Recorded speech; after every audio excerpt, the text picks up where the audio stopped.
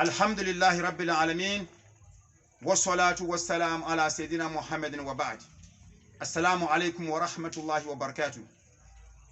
Da utumfa Nyankopon ase. Yina ya kamfuno ya tuntumuno. Ya srana adum ni shira na homo bro. Ina sumje sorunkon. Dima okachiro konkon komsheni Muhammadin sallallahu alaihi wasallam. Papai walina chidi fo ni fie fo sahaba fo. Enu bibira obetiete sa papai anamo so efri enadai akwapim dan kwa ma atimoda. Na nyamsumfo emse mutimi nka che. Nyamien na kurenie ni nyina ya Islam tutu ni bia ntrama mutimi nka no e wo Facebook rather ene YouTube mfa ncheme. Se se die mebo modern se na wotu bia no kura me ban premier no kura ye every 1 week bia ram mo betimi nka baye empre no. We die ndanya boni bia ye ho adwendwen kaka na pese adwendwen e di fa yan kasa Ghana timamfo ho ene sen ma hu se asofo bi mu ada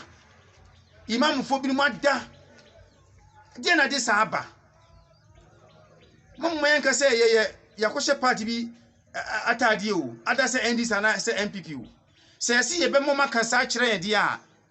ende nyame obechi yen opinion leaders ahemfo asofo elders imamfo zongo ahemfo nkamfo ahemfo sebi nananom de na asie fenano de si wajura minti se asofo bia ba montan be kondem minti se imam bia be kondem enti ye be suro se maka se party bi nidi a ende nananom nyamsomfo yi ende se Ghana na asai. Quran chapter 8 verses 25. Quran says Surah Al-Anfal wasi wataku fitnat la tusibanna allazina zalamu minkum khasa. Otweda mpo nyankropon se munsuro emponsie bia sam ponsie no ebe kan so na na wudi hudjuma how bi ba betom so sa o how no nya na okodi hudjuma o tom na so na ba wo so ye suro nti se ebe kan ho asem wataku fitnat yensuro musuo bia la tusibanna allazina zalamu minkum khasa ebe kan wa usu wunye boni bia mfa ho ti yesremo ebraso me pon juma ya na me yesa audio yi e dey ato me Facebook page mu me ene me YouTube me wie juma ya adentia asem no ya abranti akobu na kuni ho de me nko ho ho political na emmom adenti na timisie ema mienu miasa wuka ho ukakase nkamofo nko abakase ukakase nkamofo ntina ma uye oduwe dabi me dem obe page ade bia me kasa tumu enye we na me pese nipa ba betie me no go to my page Al Hikma wahu ubahu mi ho uba Al Hikma no abo Imam Yahya ube follow me both Facebook ni YouTube asem ya dodo se antoa anya wo akena me imam betima aye me na no kura yekom ha akodie awia ken na amro be saba omo gisika afri mobile money wura ho omo wieye kuro bi eto aye so omo asana ko robo ho ayefe ho fa ho yeden die na aba sada no anajo no masana ba krum ha ama krum ha akodie yenyina ya boto yenyina obi akafie mranche mienu miensa pe die na aba Ghana yi asofo wo he imam fo wo he ahifo he zonko ahifo fo omo he tinne mi ojo we enwa o mani abrepa unse me pon juma me masalachi achi na me gina yi me masalachi ena me gina yi a me yesa program yi sa adentia uni mi se ende asia adwuranti no en travel en free Ashanti region en ma ahafo region se wo sisi a ahafo region ye ni Ashanti region en abohye because tepa eye Ashanti from achirensu ahwide mu banyina eye ahafo nti ufi se ende asia atu adwurafo nti embeto nananom nyamsumfo mo mayen sori nyina o na nyame maya mampanyifo so no ye president ni ne vice ene ne panyifo nyame mo madwene papa no mo fa mu man ne emayen na de akode Ghana se de amanfo e fire no mum mo hwe de to mo enne se okọ hospital e wo adwura maami a woti se ya boni batuo na ne ban yare ne tinya ne ya ne yemu ya ne ya how bia na ne baso udin trickle of eye se ne pa be bona ni keke abie no na akora no owu afa no nti bebre dakoma omo yare dakoma enura asat nura na mami bi okra ompegya ne ti dia na asie a Ghana opinion leaders obi aye din sa enti bre bi baba e beka na me ya imam me to aba na me nya me ho ade se me MPP na se NDC sanse me nya me dem ha no ye won MPP o dem ha a minimum mo me NDC for me dem ha a minimum mo me mo de me to aba me de sese me share party atade na me kan we as a opinion leader as a imam ne ekoso no and at the same time ezongo force so na eto yen se nipa miesa na se nan a awu adwura wo mo prepre nyina ye Muslims census na ebai sa nipa miesa nan we ye nyom kan ya nkankramufo nka ye percentage no kan kosoro yasira mo yasoso ye ba mo menya abotra Muslims zongo mrantie eba mo menso ye nya abotra sometimes se ye bufu ye no a ye ni asoja fo na police for crash ye no fe nipa awu aka ho nipa etumrika wa hu soja ni dwane ni ya bonu tuo na chi doctor ne ba ye me doctor ne be kasa ye me hwe no e wo Kesben television o man he ene na ye program no pa no minim de America doctor ne see nipa mi na tuo ka mo wu ye no ye bo mu tuo machi because wo hwe no mu tumrika dwane sa soja fo bante no sele ya kum nipa de na asie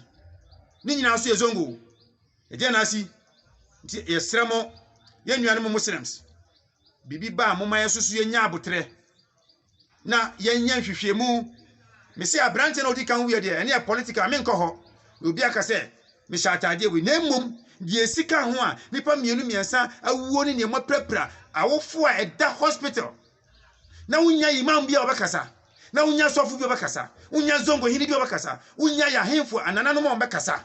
eno enantina me ma ba abontina ene me kasa as imam me fa asem ko bebre yesra mo mo ho ban mayen na me utia ko goso na goso avia ketekete yetimba ji amanfo sika atoaso abakodie atoaso akomem atoaso abafa ho yeden yesoro ekura hafo yenma ye ben forest kura no mo da toyen ti nyame ne yesra nso mo ho ban nyame boy ho ban no na ya nkasa soso no ye boy ho ban mo hwe de British High Commissioner to Ghana de waka cha na manfo wo se Britain ni bia land ni bia wo Ghana ha hwe ho yie na bo ho ban na asem bia to wa wo jejirije se Britain for High Commissioner wo Ghana ha e kan sa asem wedi a nti na ye safe na Ghana fo ankasa no se sei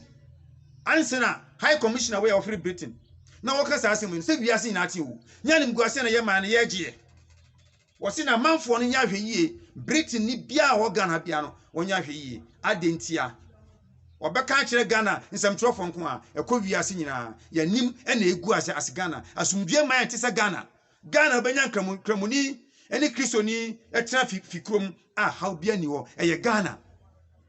kramuni eti compound house mu woni ne yire ene ne mbadan ni kristoni ne yire ne mbadan ni nso how bia ma sese die na ebai ena tu atoto akunkum mo ba money fosika die na yakum ya to ha we chese ade bechi piara ubie television and radio nipa kumkum a die na asie yesremo akodi ya my visibility possibly police visibility no say the police for call apam ye wo kwan miensa ye wo de efiri yakọ ayi ye kan sen ye fa heden police for men ate so mayen ye wo de efiri yakọ ye kan sen asumura men ate so mayen eni de ye go so ankasa kwan no ankora bi e boy hu ha uda na usuro tinananom kakra ye kanie say yeso mrante ye to ye na ye nya abutre ye mfa kukukuku ye si sa o ye se obaku bebrebe wo ye be ma bebre ye kugya wo asantifo asem no nti enya nkokorafo ne murafo ne wu youth no ada choma ye adwuma de abo man no ene wu kakra me de mekanie me de besia wa ahir da'wana and alhamdulillahi rabbil alamin na ansana no misrati Quran chapter 8 verses 25 surah al-anfal Quran si wataku fitnat la tusibanna allazina zalamu minkum hasa yen sura mponsie bia ebe kanwa na wonye boni bia nso na kan wo ni mfatu no se eye Accra circle ensu enye nsu na dumuja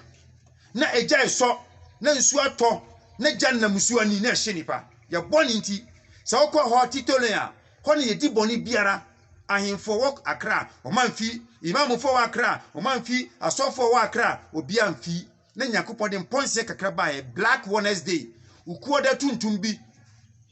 innocent people wa mo titole bebre nti ho bebre na ho bebre fie ne ho omo kokoda omo fie ebra nsuo no ejanam animu a ehye nipa no na ehye wo mu oman di bone no omo titole ho no mo na dia ne hye omo Quran si wataku fitnat mo me nsuro mponse bia aya we nko na me gigira so a me kasa miti duyi ye nsuro mponse bia wa nkasa mfa ho as opinion leader wo krom ha wo nkasa as sofo wo nkasa nana wo nkasa zongo hene wo nkasa peace council mo nkasa obia yedi mponse ne ba ebetome wosusu a we peace council we nana we ohene we sofo ye imam no so ebeka bi ye nua ne abushafo ni Accra ne Kumasi ne takrade no